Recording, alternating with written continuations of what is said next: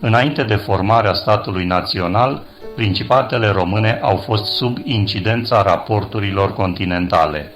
Odată cu afirmarea Rusiei ca putere europeană și decăderea Turciei, principatele devin obiectul intereselor curții de la Petersburg.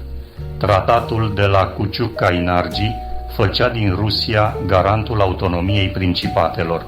Învingătoare în războiul din perioada 1806-1812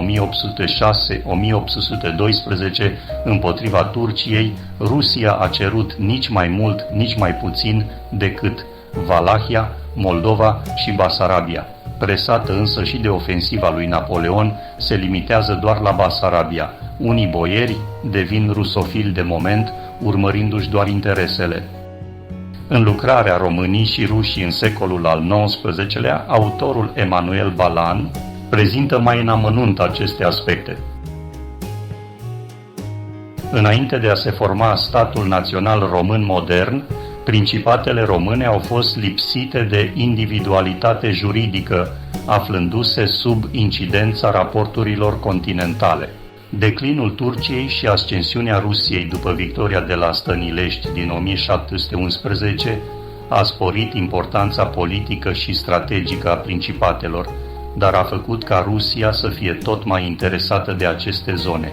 Prima interferare a Rusiei în raporturile principatelor cu Poarta s-a produs în secolul XVIII, odată cu semnarea la 10 iulie 1774 a tratatului de la Cuciuc-Kainargi, în urma căruia Rusia devenea de acum încolo garant al autonomiei românești. Principatele devin la sfârșitul secolului al XVIII-lea cheia întregii politici a Rusiei în sud-estul Europei. Planurile expansioniste spre Balcani sub masca apărării fraților într-o credință s-au lovit la începutul secolului al XIX-lea de Austria și de Imperiul Otoman, la care se adaugă acum și Franța lui Napoleon. Doi adversari redutabili pentru că turcii nu mai sunt de temut, nota Talleyrand într-o scrisoare adresată lui Napoleon. În 1806, armata lui Alexandru I ocupa principatele pentru a pregăti războiul împotriva porții. În acest timp, o parte a boierimii române cere ajutor lui Napoleon. A urmat armistițiul de la Slobozia din 24 august 1807, în fapt un răgaz pentru Petersburg de a pregăti o nouă ofensivă împotriva turcilor. În 1808, la Erfurt, Napoleon accepta ca Finlanda, țara românească și Moldova să facă parte din Imperiul Rus. Tragica situație în care se află principatele în 1809 este explicată de către diplomatul francez Meriaj, care spunea: armata rusă distruse în așa măsură această țară, Valahia, că ea nu mai oferea decât imaginea unui deșert. Anexarea forțată a principatelor în 1810 de către Rusia n-a fost recunoscută de Franța, Austria, Imperiul Otoman și Anglia, chiar dacă Rusia în timpul negocierilor cu Austria din 1810 a cerut nici mai mult, nici mai puțin Valahia, Moldova și Basarabia.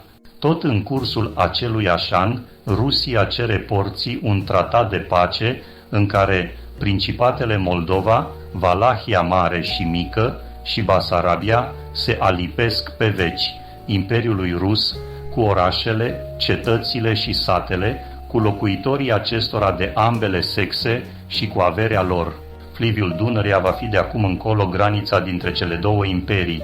Turcii se opun cererii, iar Rusia, după victoriile militare din 1812 împotriva turcilor, se limitează la Moldova, Prut și Nistru, presată și ofensiva lui Napoleon, pacea fiind semnată la București, în ziua de 26 mai 1812.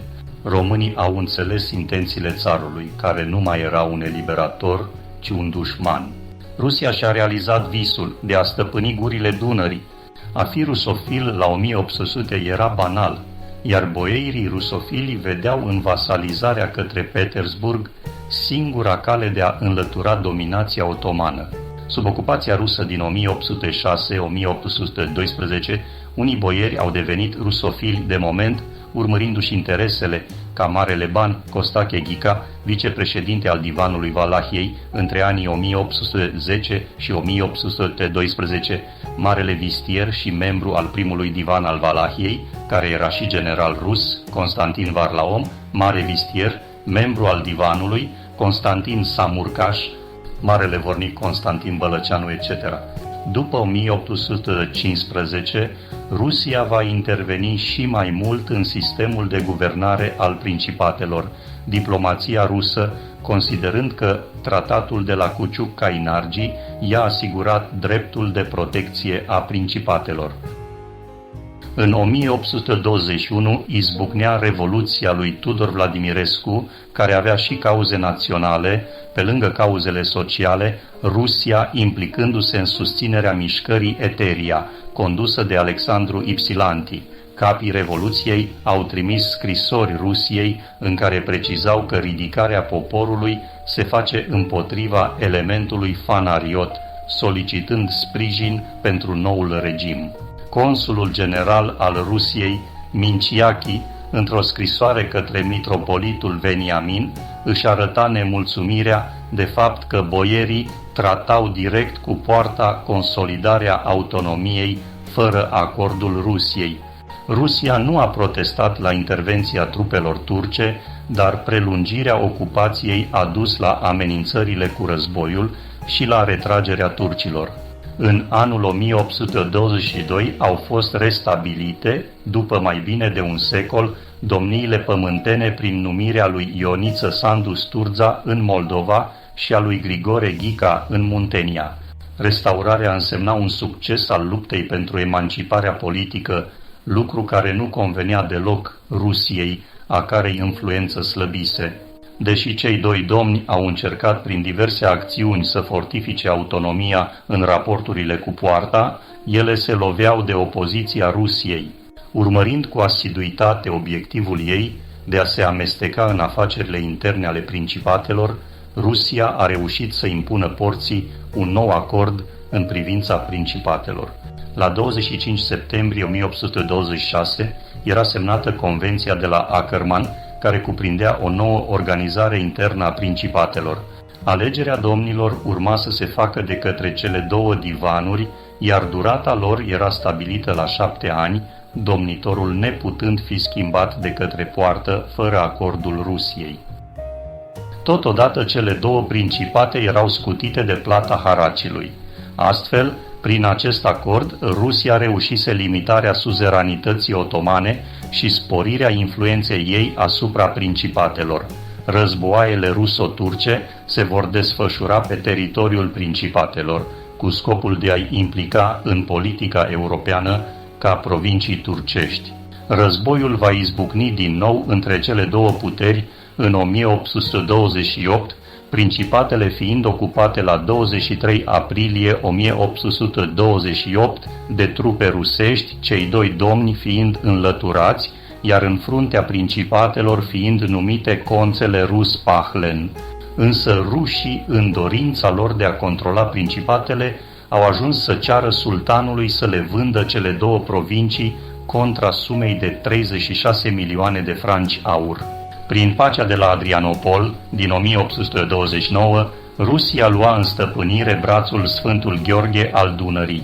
Deși într-o oarecare măsură tratatul favoriza modernizarea principatelor, iar legăturile de dependență față de poartă deveneau fictive, tratatul crește influența Rusiei. În timpul ocupației, principatele au fost conduse de generali ruși. Primul dintre ei, Pahlen, a fost înlocuit cu generalul Yeltuhin, caracterizat de generalul Miscovici ca un om aspru și nervos. Duritatea ocupației ruse, încălcarea autonomiei și exploatarea țării provoacă nemulțumirea populației, dar Yeltuhin reprimă orice încercare de opoziție, vistierul Iordache Rosetti Rosnovanu, care încercase să-i țină piept, a fost exilat în Rusia. În încercarea de a aplana aceste revolte a fost numit Pavel Kiselev, un om iluminist care venise în 1829 în Principate să instituie ordinea și legalitatea conform intereselor Rusiei, cu sprijinul unor boieri rusofili din familiile Ghica, Bibescu, Știrbei, Filipescu, Bălăceanu, Șuțu din Valahia sau Sturza și Balș din Moldova. Ezitând între dorința de a anexa principatele sau de a le subordona, țarul Nicolae întâi a luat hotărârea întocmirii unor regulamente pentru a răspunde intereselor Rusiei. Ele au fost redactate de comisii de boieri din cele două principate. Totuși, regulamentele au pus bazele modernizării, au creat serviciile publice și au separat puterile în stat.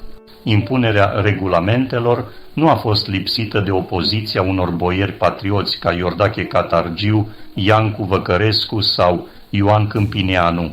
Într-o scrisoare către generalul Zachrevski din februarie 1830, Kiselev prezenta obiectivele Rusiei.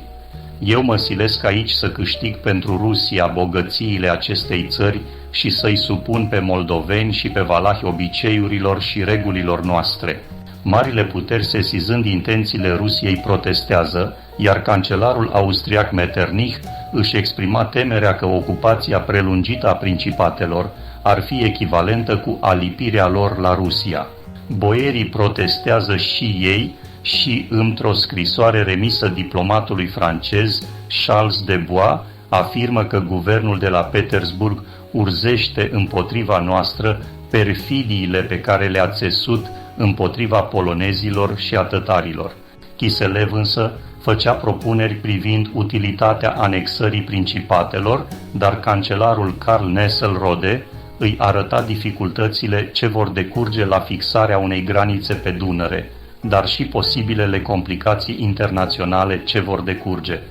Dar, lăsându-le o așa zisă independență, Rusia le poate controla fără a cheltui niciun ban. În 1834, Rusia ia decizia evacuării principatelor, după ce Turcia semnează un tratat prin care recunoștea regulamentele organice. Totodată erau numiți și cei doi domni, caracterizați de Nicolae Iorga drept prefecții Rusiei. Ca putere protectoare, Rusia avea o capacitate imensă de influență a administrației, în care un rol important îl joacă regulamentele organice. Cei doi domni, Mihail Sturza în Moldova și Ghica în Muntenia, trebuiau să redacteze periodic rapoarte explicative asupra activităților administrative atât consulilor cât și guvernului rus. Petersburgul transmitea la rândul său instrucțiuni de guvernare. Nesselrode îi recomandă lui Sturza să respecte întocmai dispozițiile regulamentare, iar în activitatea curentă să se consulte cu trimisul puterii protectoare, același lucru adresându-i și lui Ghica. Presiunea și controlul se exercita și prin intermediul celor două consulate ruse de la Iași și București, Petersburgul emițând aprecieri asupra felului în care domnii conduceau treburile publice. Deși într-o astfel de apreciere din decembrie 1840, cancelarul Nesselrode privea activitatea lui Sturza ca fidelă, avea totuși o nemulțumire și anume accea că domnul numise în posturi importante doi boieri, Conta și Balș, neagreați de Rusia. Opoziția față de Rusia a fost mai puternică în Muntenia, unde punerea în aplicare a articolului adițional la regulament era tergiversată, motiv pentru care consulul rus Minceachi a și fost schimbat în 1835 cu baronul Ruckman. Cercurile politice românești din Muntenia, liberale, în frunte cu Ion Câmpineanu, aveau o atitudine ostilă față de ruși. Influența consulilor era importantă, ei amestecându-se în conflictele dintre opoziție și domnie. Este bine cunoscut conflictul dintre consulul Ruckman și domnitorul Ghica, care nu îl agrea pe domnitor datorită tendințelor acestuia spre independență. Urmărind o subordonare totală a principatelor, Rusia recurgea la intimidări, avertizându-i că și în cazul în care cei doi domni nu se vor conforma vederilor consulului general Ruckman, riscau să fie puși sub acuzare de încălcare a regulamentelor organice și apoi destituiți. Politica adusă de Ghica, spiritul de emancipare și independență imputate de Petersburg i-au adus destituirea în 1842, fapt ce arătă că Rusia nu era de acord cu tendințele de consolidare a autonomiei. În locul lui Ghica a fost numit Gheorghe Bibescu, însă și acest domn va primi instrucțiuni clare de la Petersburg, mai ales că mișcarea națională își făcea simțită prezența tot mai activ. În primăvara anului 1843, Nesselrode îi scria domnului, avertizându-l că Rusia nu tolera nicio schimbare în poziția politică externă a principatelor. Deceniul 5 al secolului al XIX-lea a fost marcat de intensificare a luptei pentru emancipare națională. Anul revoluționar 1848 în Europa a cuprins și principatele române, iar Rusia era neliniștită de o posibilă slăbire a legilor sau de a modifica condițiile ființei sale politice. Prin consulul ei în Principate, Kotzebue, făcea toate eforturile pentru a anihila orice acțiune reformatoare, amenințând chiar cu ocupația militară. Într-o scrisoare din martie 1848 către Gheorghe Bibescu, generalul Kiselev arăta că guvernul imperial rus a luat act cu neliniște de agitații revoluționare din Muntenia, iar contele Nesselrode trimite o notă consulului general Kotzebue, prin care amenința cu ocuparea țării și anunța trimiterea de urgență a lui Duhamel, care avea misiunea de a împiedica o explozie revoluționară. Duhamel spera că, speculând sentimentul național, să țintească independența, împingând țara spre un conflict cu poarta, dar Bibescu refuză să joace pe cartea rusă. Românii exponenți ai națiunii revendicau desființarea protectoratului rus. Revoluția din Moldova a avut totuși un succes, prin numirea printr-un firman al sultanului pe Grigore Ghica ca principe, domnitor al Moldovei. Prima sa măsură a fost înlocuirea miniștrilor lui Sturza cu oamenii săi revoluționari de marcă ca Alecu Sturza, Teodoriță Balș și Iorgu Sturza.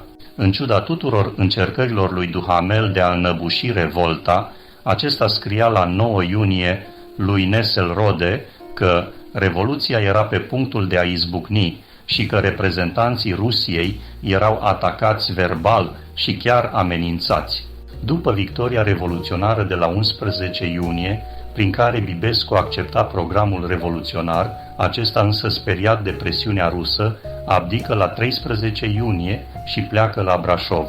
Rusia, printr-o notă din 19 iulie, acuză pe români că vor să alcătuiască un bloc etnic național în disprețul suveranității care aparține porții și în opoziție dechisă cu protectoratul Rusiei. Autoritățile de la Petersburg refuzau contactul cu guvernul revoluționar, pe care continua să-l submineze prin elementele rusofile din țară, colonelul Ion Odobescu și mitropolitul Neofit. Acesta din urmă purta o vie corespondență cu consulul Kotzebue, cerându-i intervenția rusă pentru salvarea ortodoxiei. Sub presiunea Rusiei, Imperiul Otoman va interveni, iar Rusia va trimite trupe doar în Moldova, unde prezența lor va fi socotită de unii consuli europeni drept o invazie. Puterile occidentale priveau cu îngrijorare ocuparea Moldovei de către ruși, dar cancelarul Nesselrode încearcă să le liniștească, trimițând la 19 iulie tuturor misiunilor diplomatice ruse o circulară, în care afirma că Rusia nu ar fi intervenit dacă mișcările ar fi fost expresia întregului popor moldovalah și nu expresia unui mic grup de nebuni care își datorau ideile programatice unui plagiat din propaganda democratică și socialistă europeană.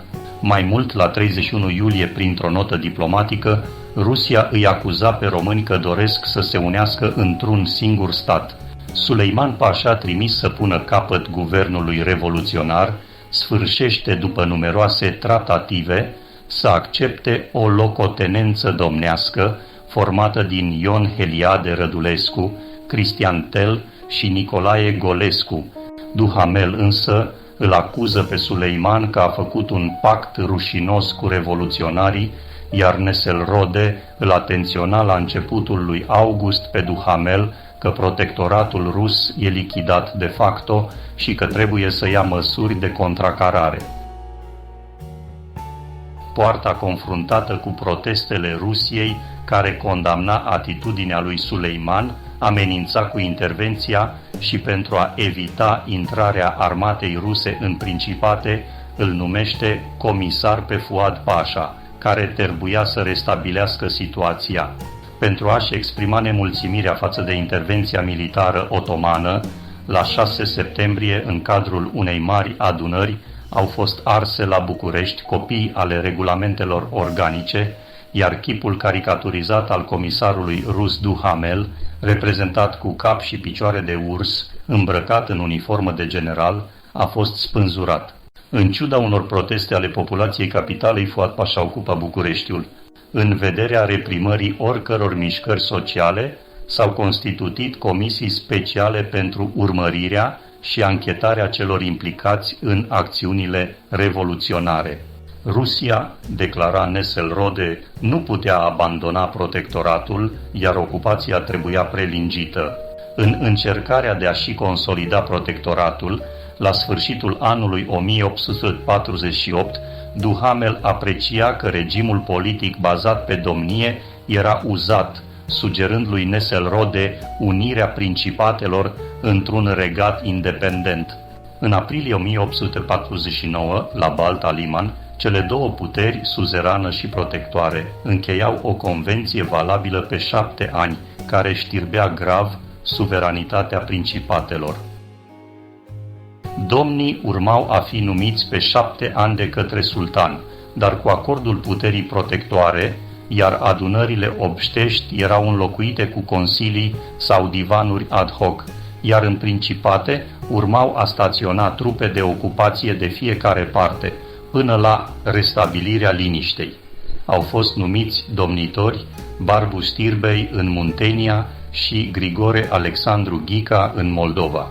În mai 1851, rușii părăsesc Principatele, dar în octombrie consulul general rus Fumit trimite o telegramă celor doi domni prin care țarul le cerea să plătească o sumă de mai multe milioane de franci ca despăgubire pentru întreținerea trupelor rusești din perioada 1848-1850.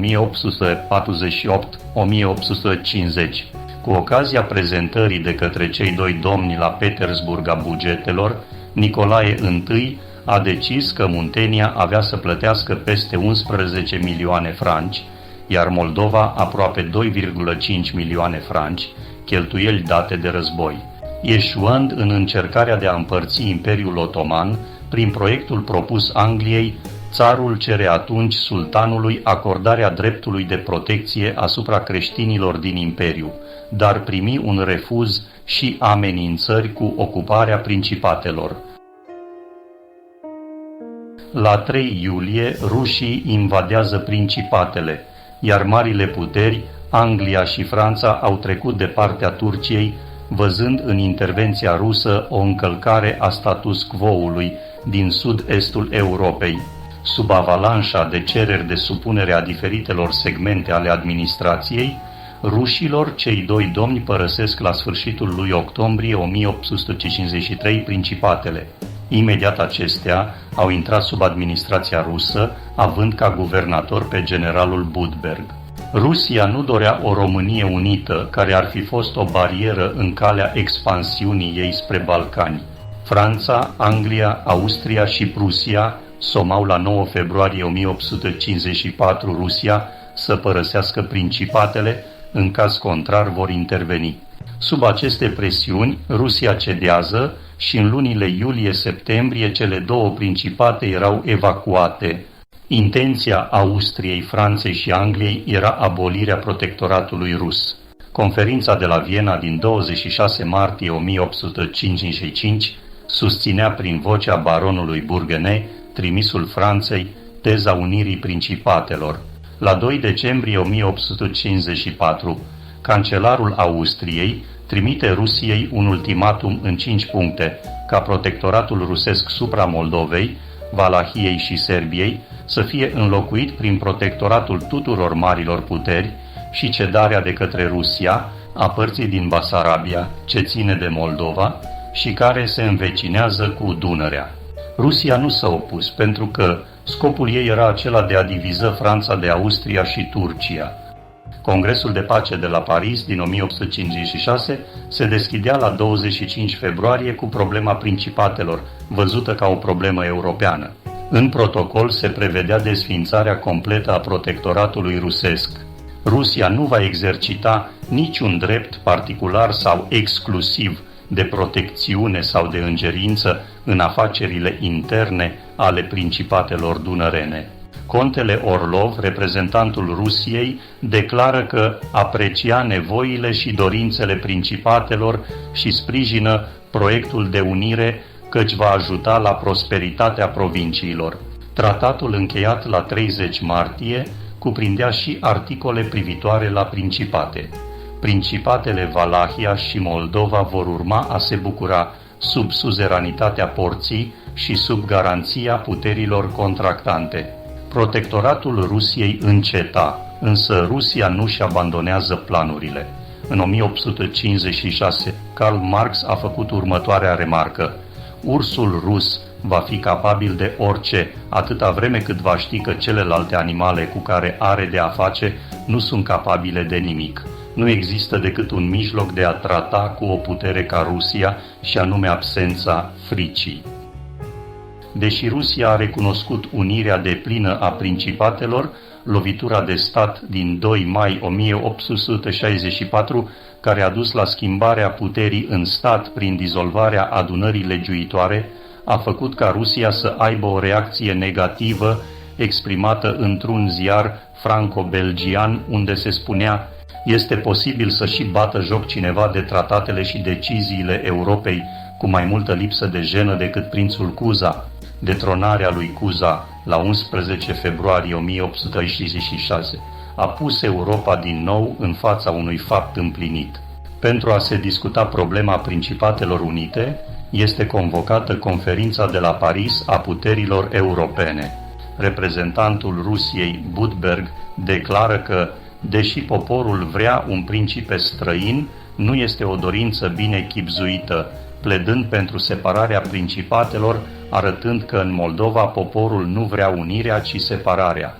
La Iași au loc la 13 aprilie agitații puse la cale de diplomații ruși, prin care se cerea separarea. Ion Ghica acuză într-o notă remisă consulului Offenberg la 11 aprilie implicarea supușilor ruși în tulburările antiunioniste. Rusia a încercat prin orice cale împiedicarea alegerii unui prinț străin care nu ar fi servit intereselor sale. Europa s-a văzut depășită de evenimente prin alegerea prințului străin la 10 mai 1866 în persoana prințului Carol de Hohenzollern-Sigmaringen. Noul regim astfel instaurat trebuia consolidat. La 29 noiembrie 1869 a fost semnată Convenția Consulară cu Rusia, prin care se aduceau unele limitări ale atribuțiilor consulului. Relațiile păreau să se detensioneze odată cu vizita lui Carol la Livadia, Crimea, în 1869, la invitația țarului, prin care se recunoștea prestigiul României în zonă. În 1874, Bucureștiul va deschide o agenție diplomatică la Petersburg, trimisul român, Filipescu fiind recunoscut oficial de țar ca reprezentant al României. Deși în aparență părea că agrează noul regim, Rusia nu-și abandonează planurile. Odată cu redeschiderea problemei orientale în 1865, prin mișcările naționale din Bosnia, Herțegovina și Bulgaria, Rusia se pregătește să intervină de partea fraților ortodoxi. În acest context, România a adoptat tactica neutralității, dar în discuțiile cu ambasadorul român de la Constantinopol, Ion Ghica, omologul rus, contele Ignațiev, arăta că, într-un conflict cu Poarta, Rusia ar putea fi obligat să ocupe România drept garanție. Dar cum un conflict ruso-turc putea avea ca teatru de operațiuni spațiul românesc, premierul Imice Brătianu s-a orientat către tratative directe cu Rusia, interesată și ea de acord cu România. A avut loc în acest sens în Crimeea, la Livadia, întrevederea dintre Brătianu, cancelarul Gorceacov și țarul Alexandru. Brătianu a acceptat în principiu trecerea armatelor rusești, dar numai în baza unor convenții speciale. Neutraliștii și conservatorii ostili unei colaborări cu Rusia au declanșat prin intermediul ziarului Timpul o virulentă campanie antirusească. La 4 aprilie 1867 se semnă la București Convenția Română-Rusă de către ministrul român de externe Mihail Cogălnicianu și consulul rus baronul Sturt, convenție care permite trecerea armatei ruse pe teritoriul României spre Turcia. Convenția a fost votată de camere pe 16 și 17 aprilie. La 3 mai sosea la București Marele Duce Nicolae, însoțit de șeful Marelui Stat Major al armatei ruse, într-o vizită la prințul Carol. Peste 5 zile, pe 9 mai, Parlamentul proclama independența de stat a României. Rusia însă, chiar dacă declarase de la început prin cancelarul Gorceacov că privea independența României un fapt împlinit, precizează că aceasta urmează să fie întărită de drept printr-o hotărâre comună a țărilor europene după încheierea păcii. Dorind să participe activ la război, guvernul român a inițiat convorbiri cu autoritățile politice și țariste, dar fără a se ajunge la o înțelegere militară. Refuzând în principiu colaborarea, chipurile, din pricina posibilelor complicații internaționale, țarul și cancelarul Gorceacov condiționa participarea românească doar dacă se subordona total comandamentului rusesc. Dar eșecul rușilor în asediul Plevnei l-a făcut pe Marele Duce Nicolae să ceară ajutor armatei române printr-o telegramă trimisă la 19 iulie 1867 lui Carol. Bazele cooperării româno-ruse au fost convenite la întâlnirea lui Carol cu țarul Alexandru al II-lea și Marele Duce Nicolae din August. Forțele româno-ruse au fost puse la Plevna sub comanda lui Carol, asistat de generalul rus Zotov și generalul român Alexandru Cernat. În luptele de la Plevna, armata română s-a acoperit de glorie. Ziarul francez Le Temps nota: rușii nu pot uita că România i-a ajutat efectiv, iar Marele Duce Nicolae îi scria lui Carol, după cucerirea redutei Rahova, că victoria de la Rahova aparține pe deplin armatelor române. Rușii țineau ocupate cele 3 județe din sudul Basarabiei, încălcând convenția din 4 aprilie 1867. Tratatul de la San Stefano prevedea tranzitul trupelor ruse din Bulgaria prin România spre Rusia. Întorcându-se din Bulgaria, trupele țariste încălcau iarăși convenția. Gorceacov motiva spunând în răspunsul dat lui Ghica: atunci când Rusia a încheiat convenția în vederea unui război cu turci, era obligată să prindă în acest articol că trebuie să apere pământul românesc împotriva turcilor, iar dispozițiile din acel articol nu se referă deloc la Rusia, nici la relațiile sale cu România. În consecință au cerut principelui Carol dezarmarea armatei române. Carol se opune, iar Ice Brătianu și Meco Gălnicianu cer marilor puteri să oprească avântul Rusiei. Congresul de pace de la Berlin nu a modificat prea mult prevederile tratatului de la San Stefano, deși reprezentanții României, Ice Brătianu și Cogălnicianu, au fost lăsați să-și exprime punctul de vedere românesc. România devenea independentă, dar pierdea sudul Basarabiei, primind la schimb nordul Dobrogei. La protestul oamenilor politici români, cancelarul Gorceacov a răspuns: oricare ar fi argumentele dumneavoastră, nu pot modifica prin nimic hotărârea noastră, ea este de neclintit. Vă aflați în fața unei necesități politice. Oamenii dumneavoastră de stat să privească aceste lucruri mai lucid și să țină seama de această necesitate. Rusia a devenit din nou în ochii guvernului și a opiniei publice inamicul României. Relațiile s-au încordat în 1879, odată cu conflictul de la Arab-Tabia din Dobrogea, legat de delimitarea frontierei cu Bulgaria, când Rusia, fiind de partea Bulgariei, a rupt relațiile diplomatice, ele fiind reluate abia în iulie 1880, după soluționarea conflictului și trecerea Araba-Tabiei în stăpânirea României. Proclamarea regatului în 1881, act prin care se consolida monarhia și regatul, a adus o obiecție interesantă a ministrului rus de externe, Giers, nemulțumit că România tolera activitatea pe teritoriul său a unor revoluționari ruși. După asasinarea țarului Alexandru al II-lea, Giers declara ambasadorului României că recunoașterea regatului dovedesc că guvernul românesc știe să-și apere vecinii. De acum încolo, oamenii politici români nu vor uita că cea dintâi primejdie este marea putere cea mai apropiată geografic.